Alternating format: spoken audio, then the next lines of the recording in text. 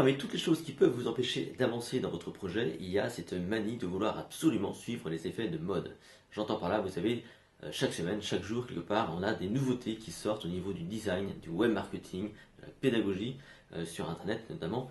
Et la tentation, elle est grande, évidemment, de toujours vouloir suivre le mouvement. Alors, évidemment, c'est important d'être à la page, c'est important d'être moderne, c'est important, effectivement, malgré tout, de suivre le mouvement.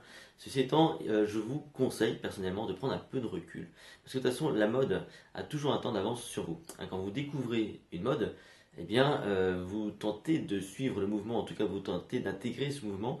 Et au moment où vous l'atteignez, eh bien, en général, vous êtes déjà en retard parce qu'il y a déjà une nouveauté qui arrive et forcément, vous tentez, vous, de rattraper ce mouvement. Et le problème, c'est que vous pouvez, en tout cas, privilégier cette habitude, cette manie, là, si vous voulez, au détriment du travail de fond que sont vos contenus, que sont voilà, tout ce que vous voulez vraiment promouvoir au quotidien. Alors, le conseil, souvent, en tout cas que moi je donne, si vous voulez, c'est de prendre du recul et de se raccrocher à des standards, des choses qui fonctionnent et qui, pour le coup, vous savez, risquent de ne pas vieillir dans le temps. Prenez toujours exemple sur les grandes marques de luxe notamment. Vous remarquerez qu'en général, elles misent sur la sobriété.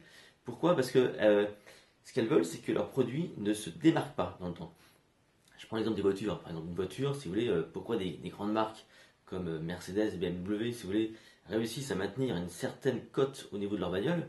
Tout simplement parce qu'elles sont suffisamment sobres pour ne pas vieillir dans le temps. C'est-à-dire que quelqu'un qui achètera une voiture d'occasion au bout de 2 ans, eh bien, n'aura pas l'impression, si vous voulez, d'avoir une voiture ancienne. Voilà, donc ça c'est ce parti pris-là, je pense qu'il faut adopter et adapter forcément. Et donc pour pouvoir vraiment vous concentrer sur l'essentiel, sur le fond, sur votre travail à vous. Donc c'est valable pour le design, mais c'est valable aussi pour la pédagogie. C'est valable parce qu'en pédagogie, c'est pareil, là en ce moment c'est la grande mode, si vous voulez, c'est plutôt évidemment toutes les serious games, ce genre de choses qui sont extrêmement bien. C'est même positif, c'est des choses vers lesquelles il faut tendre, il faut aller. Ceci étant, on voit aussi très clairement que c'est pas tout à fait au point et qu'il y a beaucoup de travail encore à faire là-dedans et que ce qui peut paraître extrêmement fort aujourd'hui, si vous voulez, en tout cas, ça peut pas être très séduisant sur le papier comme ça. Au final, vous savez, ça marche pas très très bien, ou en tout cas, ça mérite d'être encore amélioré. Donc, misez sur quelque chose qui fonctionne. Prenez un tout petit peu de recul, revenez un petit peu en arrière, n'hésitez pas à miser sur la sobriété, sur des choses vraiment qui fonctionnent. Si on ramène ça au marketing, c'est pareil. Moi, je défends vraiment encore les lettres de vente. Alors pourquoi? Parce que, bon, bah voilà, j'ai testé énormément de choses, et vraiment, il y avait des choses très, très, très séduisantes dans le marketing, hein, basées sur notamment tout ce qui est lancement vidéo, toute la partie sur les réseaux sociaux, toutes ces choses-là, c'est très intéressant, si vous voulez. Maintenant, le vrai problème, si vous voulez, c'est que, a priori, ça, pour moi en tout cas, ça ne donne pas de meilleurs résultats que ce que je peux voir par ailleurs de nouveau. Ça cible un peu différemment nos prospects, si vous voulez. Mais à partir du moment où il y a des choses qui fonctionnent, eh bien, on peut les améliorer, évidemment.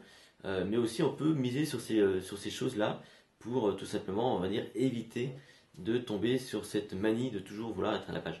Moi, je vois des tas de personnes, si vous voulez, qui voilà, veulent absolument tout le temps tester la dernière nouveauté marketing ou design ou quoi que ce soit parce que on leur a dit que c'était voilà, c'était la mode, c'était nouveau, c'est quelque chose qui fonctionnait extrêmement bien, mais ça ne veut pas dire que les anciennes choses ne fonctionnent plus, si vous voulez. Donc misez sur le temps, prenez un peu de recul, soyez sobre et faites simple quelque part. C'est ça que j'ai envie de dire, faites simple et ne perdez pas de temps. Hein. Vous pouvez vous former tout le temps. Hein. Là, je suis ici dans ma bibliothèque exprès pour vous montrer que la culture, se former, c'est extrêmement important. Moi, je suis un grand lecteur, j'adore apprendre des choses nouvelles. Ceci étant, si vous voulez, j'évite tout le temps d'être trop tôt, d'être trop à la mode, tout simplement parce que voilà, le problème c'est qu'on n'a jamais fini d'être à la mode. C'était le message donc de cette vidéo et j'espère que ça pourra vous être utile.